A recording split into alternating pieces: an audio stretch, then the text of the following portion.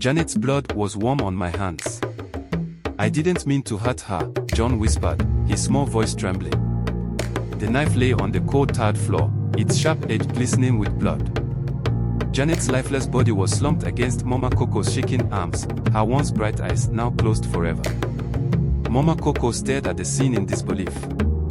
She had seen this moment countless times in her dreams, yet nothing had prepared her for the crushing reality. The screams that followed echoed throughout the house. They would change the lives of everyone in that home forever. Welcome to Touching Stories and Tales channel. The story you are about to hear is based on true event. For 10 long years, Busy and her husband, Monday, tried to have children. Their prayers were answered when twins, John and Janet, were born. The joy of finally becoming parents was overwhelming. Monday promised to do whatever it took to secure a better future for the family. Shortly after the twins turned 3, Monday received an opportunity to study abroad for a master's degree. He believed it would pave the way for a brighter future, so he left, trusting Busy to care for their children. Busy adored her twins, perhaps too much. She allowed them to have whatever they wanted and never scolded them. When the twins turned 6, they developed a fascination with action and horror movies. Their little eyes would be glued to the screen, watching scenes filled with violence and gore. Mama Coco, the family's elderly house help, was troubled by this. She tried to speak up. "These movies are not for children," she said one evening as the twins laughed at a particularly bloody scene. "They are too young for such things." Busy dismissed her. "Mama Coco, leave them alone. They are smart kids. They know it's all fake."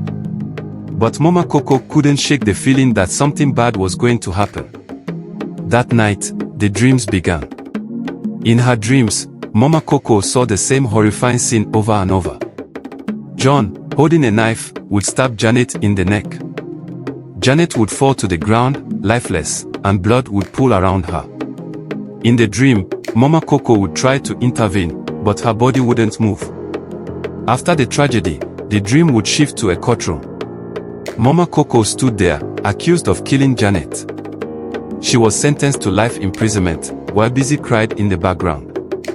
When she woke, her heart raced, and she prayed for protection over the children.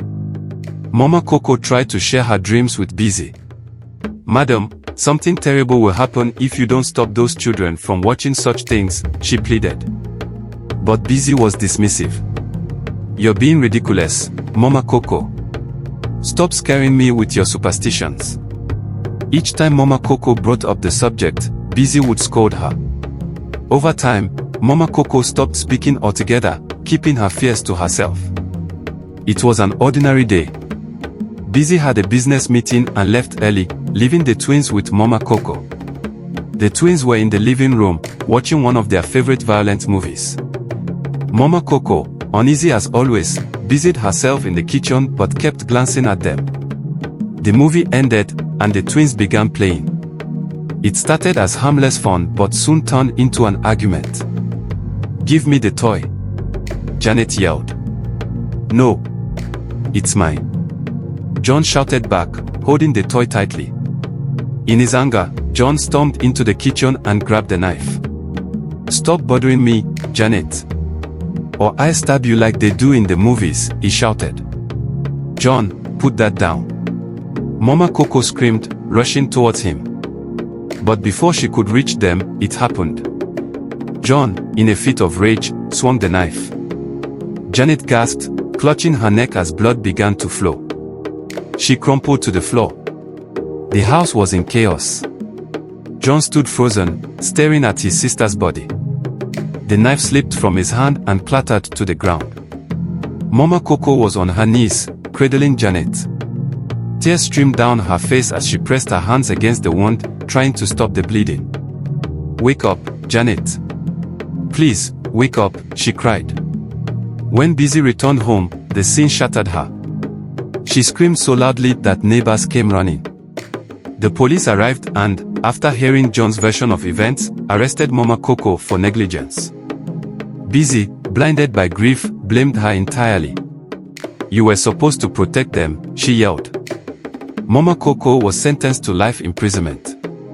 She felt betrayed but accepted her fate, praying every day for peace. The cell walls were cold and unkind, but nothing was as painful as the memory of Janet's lifeless body. John became withdrawn after the incident. He barely spoke, and when he did, it was in whispers about Janet. "I didn't mean to hurt her," he would say. Busy struggled to keep going. Her grief consumed her, and she couldn't bring herself to discipline John or address what had happened. Months later, while cleaning Janet's room, Busy found her daughter's diary.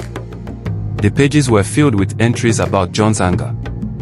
"John scares me when he's mad," one entry read. "I wish Mom would tell him to stop watching those movies." Busy's hands trembled as she read. The guilt hit her like a wave. Mama Coco had been right all along. Determined to make things right, Busy hired a lawyer to reopen the case. She shared Janet's diary and got psychologists to testify about how the violent movies had affected John. After a long legal battle, Mama Coco was released. When Busy saw Mama Coco again, she broke down. "I'm so sorry," she said, tears streaming down her face. "I didn't listen. I didn't see what was happening." Mama Coco forgave her, but her pain was deep. "I forgive you," she said. But forgiveness doesn't erase the scars. Mama Coco returned to her village, hoping to find peace. John continued therapy, but the weight of what he had done stayed with him. Busy became an advocate for responsible parenting, sharing her story to warn others about the dangers of neglect and excessive indulgence. But the loss of Janet lingered, a shadow that never left. The family was forever changed, a reminder of how one moment of inattention can destroy everything. If you enjoyed this story, please click the subscribe button and turn on notifications so you'll be the first to know when I share more stories like this. And if you're a returning subscriber, thank you so much for your continued support. It truly means the world to me. If you've made it this far, I know you watched to the very end, and that makes you the real MVP. Thank you so much, and I'll see you in my next video. Peace be unto you. Bye for now.